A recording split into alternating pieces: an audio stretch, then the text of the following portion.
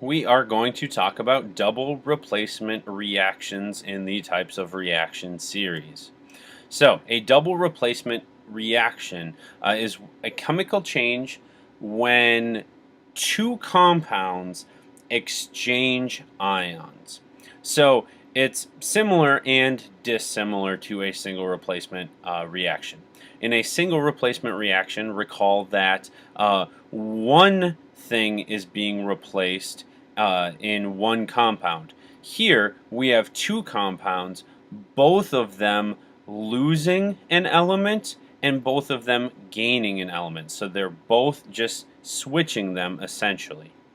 There are a couple of other names that these reactions sometimes go by. You might see double displacement or ion exchange as names for these reactions. And one note before we move forward, they typically occur in aqueous solutions, which means we'll almost always start with two ionic compounds that are dissolved in water. Okay, so here's a graphic showing us how double replacement reactions work. We start with AB and add CD. Then, in this case, the two anions are switching and we end up with AD plus CB. The ions all keep their original charges. Okay, so the actual charges don't change on the ions, but the ratios that they bond in might. So you really have to pay attention to see what charges do they all start with, and then they'll keep those charges when they move into the products. However, the ratios in which the cations and anions bond might change because of that. All right, so there are three things that can be the case for a double replacement reaction to occur. All right, one of these things must be present in a system for a double replacement reaction to take place. If none of these conditions are present, what would happen is all of the aqueous solutions would just sit there and nothing would happen. So the first one is that one of the products is either completely insoluble or is only slightly soluble. And in this case, what we would see is a precipitate forming. A precipitate is solid that leaves solution because it is insoluble. Secondly, one of the products might be a gas. If a gas forms, you would notice bubbles coming out of the aqueous solution, which makes it really helpful and easy to identify. Finally, one of the products is a molecular compound. Most oftentimes that would be water. This is really common in acid-base reactions. So one of these three conditions must be the case for a double replacement reaction to take place. We must either see a solid form, a gas produced, or one of the products must be a molecular compound. All right, let's take a look at an example. We have barium chloride, which is aqueous, and magnesium sulfate, which is also aqueous. So we need to start thinking about what the products might be. And we know that they are going to change ions. All right. Keeping with the dancing analogy that I used with the single replacement reaction, if you think about barium chloride and magnesium sulfate as two different couples dancing, and then if they swapped partners, so barium chloride would now pair up, or barium would now pair up with sulfate, and magnesium would pair up with the chloride.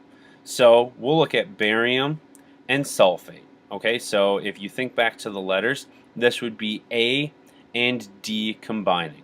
Now in this case, this is the solid that forms. You have right now no way to know that. You will eventually learn solubility rules that will help you identify which of these might be the solid that forms. So the barium and the sulfate pair up and form a solid. We still need to take care of the magnesium and chloride ions. So we get magnesium chloride, and this is still aqueous. So barium chloride and magnesium sulfate reacted to form barium sulfate, a solid, and magnesium chloride, which is still aqueous in solution. Now, that can be again looked at through AB plus CD yields AD plus CB. And this graphic has arrows showing you where each of these have gone. Okay, because this forms a solid, that is one of those three things that drive a double replacement reaction. Let's take a look at a practice problem. I recommend you pause the video, try this practice problem for yourself, and if you get stuck or solve it, then unpause the video and you can see how you're doing. Okay, so we have hydrochloric acid, HCl, which is aqueous, and we are reacting this with sodium hydroxide, which is a base.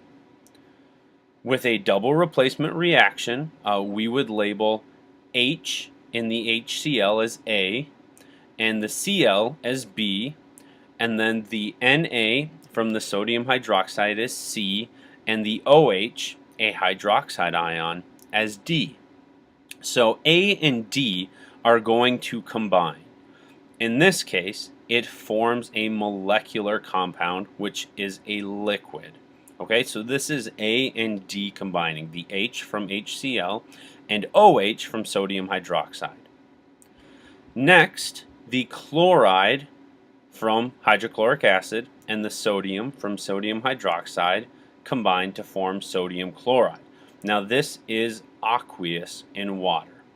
We're going to simplify the way our molecular compound is formatted to make it say H2O, and hopefully you recognize that as water.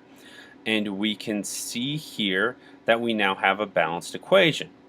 One of the components, the products, is H2O, which is a molecular compound, which again fits into one of the three ways that a double replacement reaction can take place.